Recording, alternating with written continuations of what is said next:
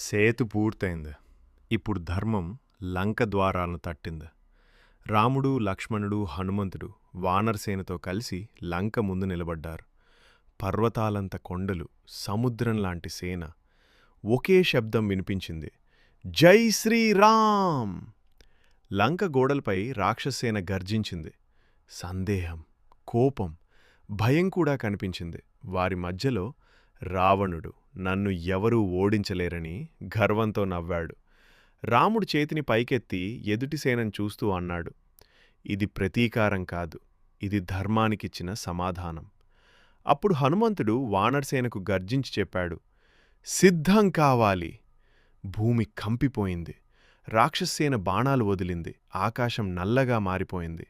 అదే సమయంలో వానరసేన పెద్ద పెద్ద కొండలను గాల్లోకి విసిరింది. రెండు సేనలు ఆకాశంలో ఢీకొన్నాయి.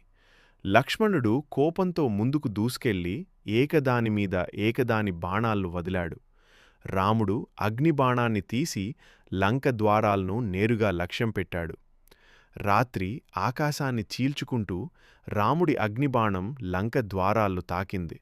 అలాంటి కాంతి, శబ్దం, సమయం ఆగిపోయినట్టుగా. యుద్ధం ఇప్పుడే అధికారికంగా ప్రారంభమైంది. లైక్ చేయండి, సేవ్ చేసుకోండి. పార్ట్ 13 కోసం ఫాలో అవ్వండి. జై శ్రీరామ్, జై బజరంగబలి.